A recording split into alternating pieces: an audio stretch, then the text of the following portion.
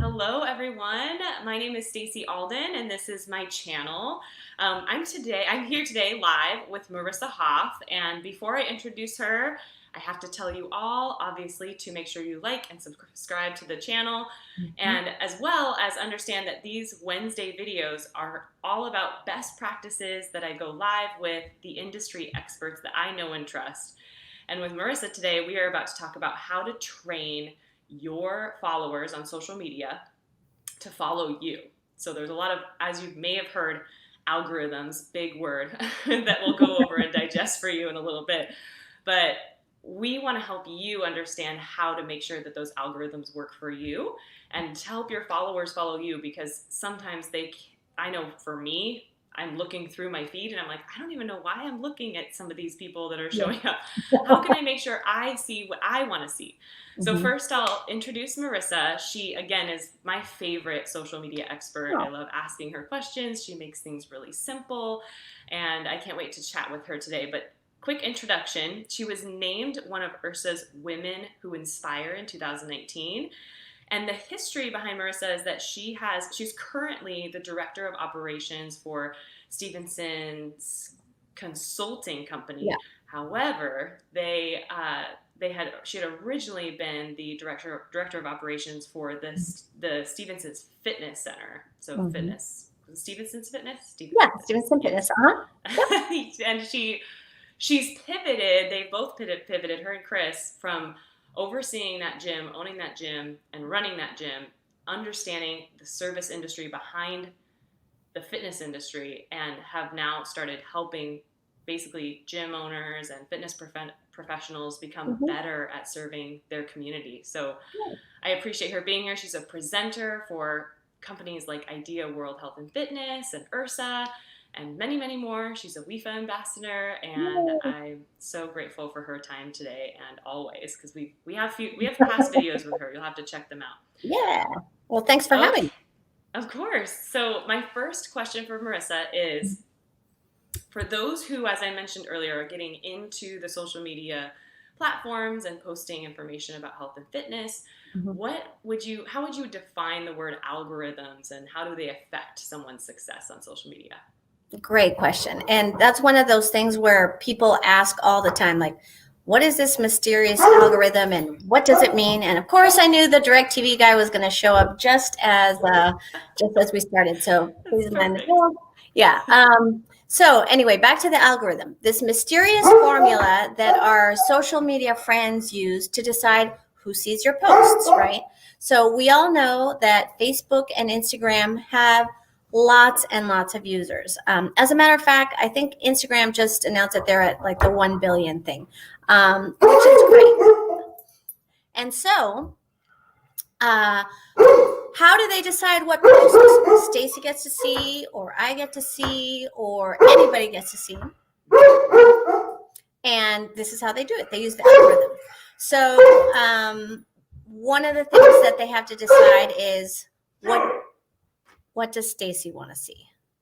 And one of the ways they know that is based on your patterns, the people that you like, the people that you engage with, all that stuff. The other thing is that we know that Facebook is a business. They make money by having people on the platform. So that's the most important thing in the algorithm. So one of the things that they do is they figure out ways to encourage you to stay on the platform. And this is true for Instagram too.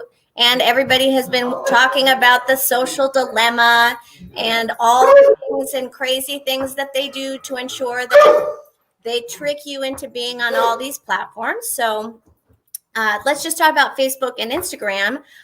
One of the things that they do is they know your patterns. They know who you like. And if you're one of those people that stays on the platform for a long time, they're going to reward you. So let's talk about what that means as a business. All right. So if I am a fitness business, let's just call it Marissa's Boot Camp, and I just go on there and I post maybe once every 5 days, like, come buy my stuff, come buy my t-shirts, come join my program. And that's it. And that's all I do on the platform. Facebook isn't going to reward me by letting other people see my post. Does that make sense? Mm-hmm. So if I have 100 followers per se, there's a good chance that only one of those followers is going to organically see my post. So we talk a lot about organic reach. It could be that 10 years ago, if you had 100 followers, maybe 10 or 15 of them would by chance see your post. But what it is now is that you have to trick or play their game to make sure that people see the things that you put up there. So we have a lot of great ideas and great hacks, but know that for the most part, when you put something up, there's only going to be a small percentage of people that see that. So that's the algorithm. They decide how they're going to reward you by letting more people see that. So there's a couple tricks if you're ready to have me tell you about some of those tricks with the algorithm. Right? Yes, tell us the tricks for the algorithm. How to trick the algorithm. Yeah. So obviously there's no like magic trick, and there is one that we'll share at the very end because that one is the one, our secret little recipe that we'll do at the end, and remind me before I forget. But one of them has to do with post frequency. So there was a time when people were posting 3, 4, 5 times a day. All that does is they might let's say you have 1,000 followers, they might let 50 people see that first post. But then when they see your second post on that same day, they're only going to let 30 people. And then the third post. So one of the big things you have to think about is your posting frequency. So no more than once a day, and at a minimum of 3 to 5 times a week. So that's really important. Now, all of this is not relevant if you're doing stories. Post away on stories. That's where you want to tell people what you had for breakfast and what you're going to do when you go get your latte and how much you love to put pumpkins in your gym, whatever it is. Do that in stories, but don't do that in the feed. And this is true of Instagram or Facebook. So think about your posting frequency. The second thing is you want to use all the tools that Facebook, and when I say Facebook, I also mean Instagram, just by the way, that they provide you. So if they ask you to use the events calendar, or they show you how to schedule things a week out, or they talk to you about live, these are all tools. The more you use these tools, the more Facebook is going to reward you. And our friend Jessica Maurer, she's awesome. She talked about it like a video game, right? So you're going along and you grab coins that'll help you have more superpowers, right? So coins include filling out your bio on Instagram, putting in your branded hashtag, putting in that one link. In Facebook, there are so many things to fill out, like the about you and your hours.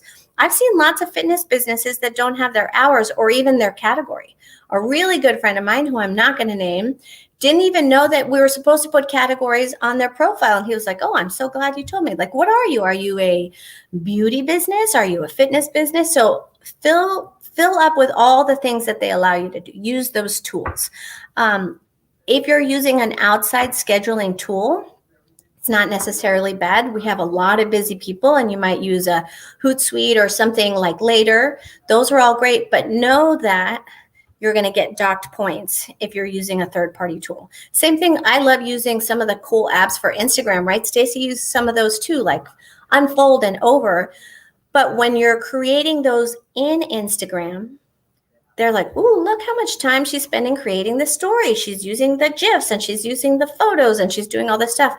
Whereas if I just upload a most beautiful creation that I just made in Over, I'm not going to get as much love from Facebook, if that makes sense. So the third party thing is a little bit of a thing that they frown upon. And then that brings me to what you and I were talking about earlier. So we know Facebook and Instagram are on one side, YouTube and Google are on the other. So when you're posting YouTube links or links to an article, maybe a great idea article or a great Ursa article, whatever it is, your user are gonna click that link and leave the platform. They don't like that very much, so they're going to take points. And we were talking about with Stacy earlier that she's seeing her engagement is lower when she's posting her YouTube links. So one thing that we talked about is, YouTube is great. There's a lot of great resources. Maybe you put that link in the comments below. So when Facebook is magically scanning the feed, they don't see that link. And you're just going to say, I had a wonderful conversation with Marissa about the algorithm. We put a picture up. Always put pictures up, by the way, in Facebook, even if it's like something random, because the more you do, the more they'll reward you. And then in the comments, you could say, here's the link. And so that might trick people a little bit. And then finally, the thing that's most important about social media is you need to be social. And we've talked about this before, right? So I know a lot of business owners that we've helped in the past who say, I post and nothing happens. And the mindset is, I'm posting a billboard and people drive by and they don't talk to me. I don't get it. But it's not a billboard, it's an interaction. So one little hack that someone just, I don't remember where I was reading this, but you want to engage with your followers. If you're a GM like I was at Stevenson Fitness, I need to take time every day to engage with my members on social. Say, oh my gosh, Stacy, that is such a beautiful hike that you went on. Where is that? And I'm doing this as a business, right? Or I might, give someone a thumbs up or show them some sort of reaction, but I'm engaging with my followers. On Instagram too, if you're, possibly following people that follow your competitors and then commenting, saying, oh my gosh, what a cool workout. Like, where are you doing that? That's really neat. Or I love bar two. Like, what's your favorite thing to do? And you're engaging with them. You do the engagement part and then you post. And then you're going to get a little extra love because Facebook has seen that you're engaging with people. Remember, social. And then you're posting. So you'll get a little bit better love from Facebook when you do that. So that's super important when you do that. Makes sense. That's so good. Like I said, guys, I love how she makes it super simple. And overall, really what I love is that what I'm hearing is it's a mindset shift, like you said. Yeah. It's understanding that these are businesses. So if you think Yes. of like different businesses not necessarily loving their competitors, Yeah. that's really the reason why, like you said, YouTube and Google are not good friends with Facebook and Instagram, but you have to work on multiple platforms for multiple reasons. And by kind of figuring out those ways to trick them is helpful. So it's thinking of it like a business, and love that mindset of interacting with people versus like that's as a brand, right? That's really important. And I think, I don't remember if you were on this panel with me, but I was on a panel with someone, and one of the people in the audience had said, I have a ethical and moral stance that I don't like these big social media giants. And what is your take on that? And the answer I thought was so smart. If you personally, let's say Stacy Alden, just have a thing about Facebook and Instagram, then don't reward them by being on the platform or going on there, or like me, like buying stuff every day off of Instagram or whatever. But as a business, you may have to, and it's up to you as a business owner, obviously, to decide what you do, right? But as a business owner, you really have to think, if that's something that is really important to you and you're going to take a stand, know that there are consequences about that. Even like you engaging, we all want, when we ran the club, we wanted our welcome desk, our instructors, our trainers to be engaging with our members, to talking to them. Social media engagement is just another arm of that same engagement. So they're interacting with them on social, getting to know that they were on vacation and that's why they weren't at the club. Like, oh my gosh, how was your trip to Hawaii? We would never have known that if we weren't on that. And so it's just another form of engagement. Yes, there's a dark side and some people have to take a stance, and I totally respect that, but know what the consequences are of that. It's so true. It's a tool. It's a really useful tool, and just trying to, like you said, think of it that way. I love that. Yeah. Another thing I've seen people do, and I'm not sure if we have mentioned this before, but what do you think about having a video or a post about how to help people set up their notifications in Facebook or in Instagram to help them find you? So that's our little secret tip, right? Or secret tip. Yeah. I jumped ahead. No, that's perfect, because there is a guaranteed way for all of your followers to see what you do. And there's forget about the algorithm. Do not go to jail. Do not pass go. Whatever it is, you go straight there. So when you go into your notification, so let's say I have, because I love social media, I have a number of fitness businesses that I follow to see what they're doing on social. And I want to make sure that I don't miss a post. It may be that I'm not even interacting with them or liking them or whatever. And that's one of the things that Facebook is going to say, well, Marissa doesn't, let's say it was Pro Club. That's not the case. But let's say I just wanted to just kind of sneak and see what you were doing, but I wasn't liking or commenting. Facebook would choose to not show me those posts because they say, well, Marissa doesn't ever do anything with them, so I'm not going to show them to her. But if you go into notifications, there's a little drop down arrow that says unfollow. So it could be, there's a lot of people politically that have been doing that in the last 3 to 6 months, right? So you all know how to unfollow, but you could also ensure that your people follow you first. So there's unfollow, but there's follow first. So at the club, when you have, or when you, let's say you just are a trainer, when you start working with a new client, make sure that you follow them and they follow you. Or if you own a business, make sure, even if I was a clothing boutique, if someone was a new customer, I'd say, oh my gosh, you need to follow us on Instagram because I have special things that I offer to my followers from time to time. Give them a reason why to follow you. I have special workouts that I do or special recipes. Give them a why to follow you. So all our new members, we would have them download our app and then say, make sure you follow us on Facebook and Instagram. And if they weren't comfortable on how to do that, you just set it up for them. Okay, you're all done. And then you can give them a bonus for following you first. Say, and if you don't ever want to miss a post, follow first. Of course, you have to follow up by having content that is valuable to them and having offers, right? That only, if you see this post, mention the word cupcake and you get 10% off your smoothie, or, mention the word trainer and you get X% or a free training session, whatever it is, but you give your followers that little surprise content. And if you're currently in a club like you are, Stacy, and you have 10,000 members, you might run a contest. So we did that one time. We said, here's how you follow us first and make sure you don't miss a post. We gave them the steps. Reply to this post with the word done, and then you're entered in to win I think it was an Amazon gift card. Who doesn't love Amazon gift cards? Well, there's probably some people, but and then we had a number of people who were already members. So you have to think about, how do you get new people, and then how do you get your followers already? You just have to tell them. Some people don't know. And if you're trying to follow some people first, know that there's a limit of, I think, 30 that you can follow first, which is actually a lot. Yeah, that's a good amount.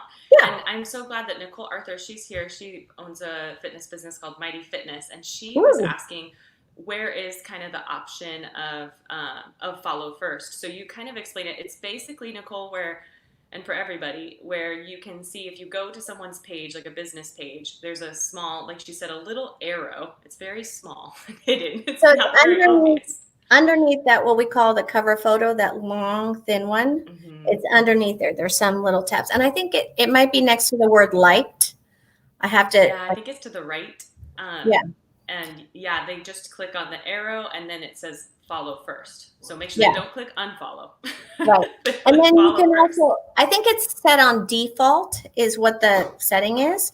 On your phone, it looks a little different too. You go to that person's profile, and I think you go to there's either what they call the hamburger lines or something like that. But is it Nicole from Mighty Fitness? If you can't find it, comment below, and we'll send you some pictures on your page and show you how to do that. Yeah, and I might just throw up later on a screen capture too. I'll do a recording of how to find that. If you could do that, that'd be awesome. And then you can also, if you have groups, so if you have private groups, if you've developed those at Facebook, I believe in the settings on the groups, they can make sure that they pin that group to the front. Because I know a lot of us have started to I have 10 groups that I'm part of now on Facebook. Yeah. So you can help them pin it so that it's earlier on in their list of groups too. Yeah, so that'll show up on the left side tab, but you can also, in the group, tell them to say, make sure you get notified when I post something. So they'll get notifications that's only in the group setting of Facebook, not on the page. But anytime you post something, and a lot of people have members only groups or groups for certain little factors of your club, that's a great thing, because anytime you see, they'll get a note. Mm-hmm. Yeah, no, those notifications are really helpful. Good. It sounds like we did answer Nicole's question, and I hope I didn't lose Marissa. I think I'll wait a little bit um, to see if she comes back. But I appreciate you guys commenting in. Good to see that Chris is here as well. And we were pretty much done with our conversation. So we had lost her. I know she was having her, like she meant to, her DirecTV guy was showing up today. So he may have flipped a switch on her internet without her knowing it. But thank you so much, you guys, for being here today. I will recap with Marissa if we have the ability to add some screen shares to this video. Unfortunately, I did lose her. But as I mentioned, Marissa Hoff, really appreciate her time today. And we will be back again, I'm sure, with Marissa later with more tips. And we'll throw in, as we mentioned, some videos and some images for you guys to follow and understand how to help your followers follow you better. And I hope you learned a lot today. I hope you learned all about the algorithm, how to help your followers follow you. And once again, if you enjoyed today's video, please make sure you like and subscribe to this channel. And if you are curious about the amazing Stevenson Fitness Consulting company and you're interested in asking them for some consulting, you can reach out to them. And there she's back, yay! You can reach out. I was just telling them, no, you're fine. I was just telling them to make sure that they can reach out to Stevenson Consulting at stevensonempowers.com. Yes. Yeah. Okay. Yeah. Okay, perfect. Yeah. But I'll make sure that we throw in the videos or content. Yeah. Yeah, no, And if you need fine. help with the screenshots, I have a bunch of them. I love that. So yeah, so we were going to talk about. Mm-hmm. Good. Oh yeah. And then what did we have left? About easy ways for fitness professionals to provide some content. Yeah. So some ideas for content. Yes. We're not done yet. I think this is the thing where people struggle. And I say this all the time. Luckily, in the fitness business, we have tons of stuff to post. I mean, the endless ideas are awesome. Whereas if you worked at a dentist office, or maybe you're a broker for an insurance company, it might be a little bit harder. So the good thing is that there's lots of ideas, everything from how-tos to FAQs to any sort of features. So at Pro Club, there's probably a post for every day featuring some area of the club, whether it's the spa or the kids center or Group X. But most important is consistency. So if you're blocking some time, maybe it's once a month, maybe it's once a week, depending on your schedule, to create some content. And once you have that set aside in your calendar, it makes it so much easier. And then you can be consistent. If you want to be cheating on that, it could be as easy as Mondays are for motivational quotes. Tuesdays are for testimonials from my current clients. Wednesdays are my workout of the week. Thursdays might be throwbacks, and Fridays are foodie tips. So, and you just stay consistent with those 5 if you're just running out of ideas. But I always suggest, like, if you have different formats, Stacy, you have how many formats at your club? We have 55. Okay, so she literally could do one a week where she features, like, this is what our Pilates looks like. And you could have people talking about how much they love it. It could be a video. It could be a picture. What are the benefits of Pilates? It could be something to do featuring all your staff, right? So you could literally feature one trainer a week. A little bit about them, why they love to train. That could be another thing. It could be more about your club in general. There's so many things, but consistency is important, and make sure that you're providing some sort of value. I personally love memes, but that's not going to give people value, right? You can get a meme anywhere, a motivational quote. So give them things that they wouldn't know how to do. I mean, how to do a deadlift is the most searched exercise on Google. So good to know. People want to know how to do a deadlift. And, you know, anytime I would get like some sort of assignment from my trainer, there'd always be 1 or 2 things that I wouldn't know. Like recently I learned about the Zottman curl. So you Google that. But if you're telling people like 5 best exercises from Stacy, or 5 great ab exercises, or how to do a proper lat pull down. I think every trainer that you know could probably tell you that this is an important thing to know. So the content is literally endless. Birthdays on your staff, anniversaries, member shout outs. There's so much content. So that's a good thing. Schedule time to build it, and then just be consistent. That's the important thing. And follow other clubs, because that's how you'll get ideas. Yes, that's so great. I love the way you help find ideas. And like you said, even searching in Google, how to, seeing what other people are looking for. Yeah. Love that. Love that so much. No, I'm so glad you remembered to mention those things. Yeah. And then what about, do you have any advice on hashtags? That was something I wanted to mention. And then advice on like location settings. So when you do post something, how to be strategic. So there are certain tools that we are given by Facebook, Instagram to help people find us, right? So it could be, like you mentioned, the hashtag, and it traditionally was an Instagram only thing. You could put up to 30 hashtags in either the body of your post or in a comment. What I've seen as best practices is to do somewhere between 3 to 5 at the most, and not on every post. One hashtag increases your reach by, I think, something between 16 and 20%. I could be a little off on the number, but just one hashtag. So that means that people find you. Fitness is a huge hashtag. So there's something like, if you go into your Instagram search bar and you type something in and you go to the second tab, it has hashtags. You'll see you want to narrow down your niche a little bit. So if you're someone who works with postpartum moms, then it could be like fitness for new moms.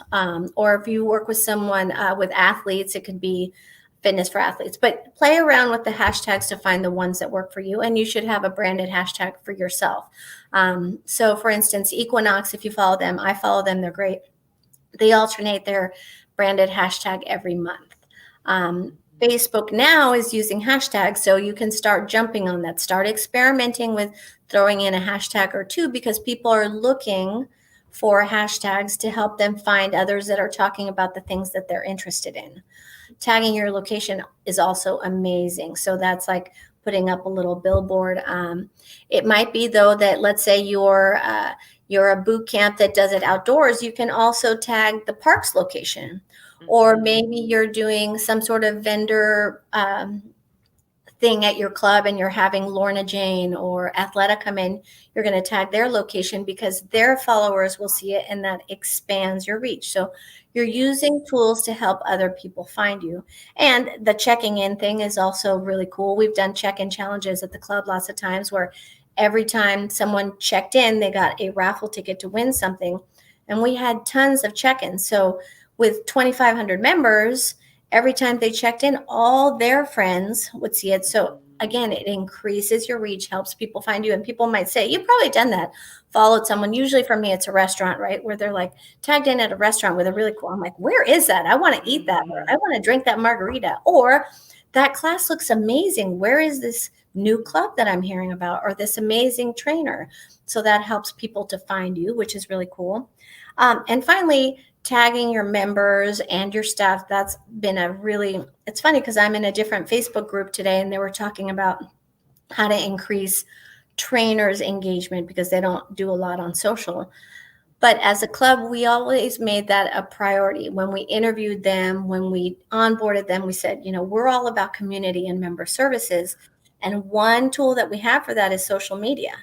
So we're expecting you to, when you're working out with one of our clients and they're doing an amazing job, I would say at Stacey Alden killed it in her session today.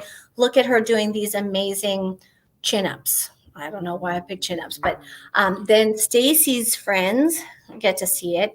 The trainer's friends get to see it, and it all goes back to the club. So the more you can tag others and tag the locations, again, the more you're expanding your reach.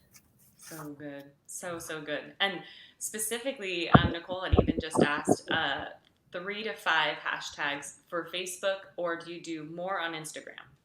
No, I don't do more on Instagram. So if you look And you'll see people vary, but I follow Social Media Examiner. We were just talking about them. I've been to a bunch of their conferences. I listen to their podcasts. They're really great. And all of you can do that too. The thing is, most of you are out there teaching and training and trying to run your business and marketing. So you don't always have time to delve into like one aspect. Stacy and I were just saying there's so much to do. And especially now with COVID, so there's a lot of resources out there. But what I will tell you is most experts in the field will say the 30 hashtag thing looks spammy and doesn't get you the quality leads. So we were talking about this earlier. It used to be that the more followers you had, the better it was for a number of reasons. But what we're learning now is that Facebook and Instagram don't care about that as much. So if I have, let's say, 5,000 followers on Instagram, but only 20 of them are engaging with me, like liking my posts or sharing them or clicking on things, then that's a fairly low engagement rate. But if I have 100 members and 50 of them, same number, are engaging with me on a regular basis because they like my content and they like what I provide and I'm engaging with them, then your engagement stats go up and your visibility, your organic reach goes up as well. So Stacy and I was just sharing that I literally went through all my followers. It took a while. Not that I have a ton of followers. I had like 1,500 or I don't know, remember. But I had a lot of bots. I'm a public figure. You should be too for your business. And there were people on there who I didn't recognize. And then you go and you look and they have one picture and like 23 followers. You need to remove those from your account because they're going to decrease your engagement stats, which decreases your organic reach. So now I'm getting myself into the habit. Once I went through and weeded them out, if someone follows me, I'll look at their profile. If they're a bot, and usually it's like some middle-aged man with only one picture. If you're a dude, it's probably some 20-something-year-old girl that's super hot. If you'd like to see her, you need to get her off your follower list. So you remove them as a follower. So you go to their little thing and you say remove as a follower, and that's going to help your reach, your engagement. So you don't want those kinds of followers. So it doesn't matter how many anymore. It used to. Now it matters that even if it's 20 people, if they're engaging with you on a regular basis, you're winning the game. So that's really important. Does that answer the question? Good advice. That totally does. No, I'm so glad we mentioned that because I almost forgot about it. Yeah, she has one more question. She's like, sorry for so many questions. No questions. She says, do you put the hashtags in the comments or the descriptions? She sees people do that differently. And I've heard mixed things too. Yeah, so it used to be maybe like 2 years ago when everyone was all into the 30 hashtags. They would save it in their notes and they would literally just copy paste in the first comment, right?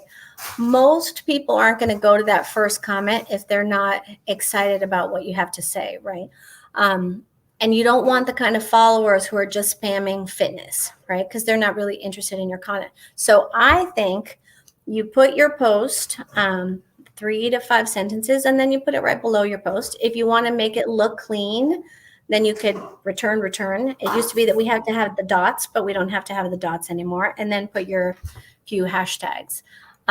There has been some conversations for a while. People were, the experts on social, were doing those really long posts with like multiple bullets and only doing 1 or 2 of those a week. But I think what people are finding, and it all depends on your followers too, right? My followers are going to be different than Stacy's, than Nicole. So you see what works for you. But if I see a long post like that, I'm like, I don't have time to read that. I'm just going to scroll through that. So those aren't typically working for me. I think like a nice 2 to 3 sentence punch is probably better. I agree. Yeah, it kind of depends. Yeah, especially in fitness, I feel like we're so much more visual. What we have to offer is, people are looking for photos and images and videos and that's so true. But thank you again, Marissa. This is so great. Such good information. My pleasure, and I'm so sorry about. We totally could. We made it back. I'll make sure I put in the comments finish the video. There's good stuff. Marissa was having major issues today. No, it's all good. It's so good. That's why people love the live. It's more authentic, right? That's another little. Well, that was authentic as it gets. Yes. But Well, thank you thanks for again. And having again, me. yeah, of course. And if you guys want to check out more about Stevenson Consulting, it's at stevensonempowers.com to check it Yep. out. And then they have Instagram, they have Facebook, or you can just Yep. find Marissa at Marissa Hoff. Yeah, well. follow me. Yeah. Follow her. All And thank you right. again so much for Thank being you, here. And Stacy. make sure you like and subscribe so I know that you're enjoying this content. And Yeah. we'll see you next time. Yep, the All thumbs right. up. Yep. Bye, guys. Bye.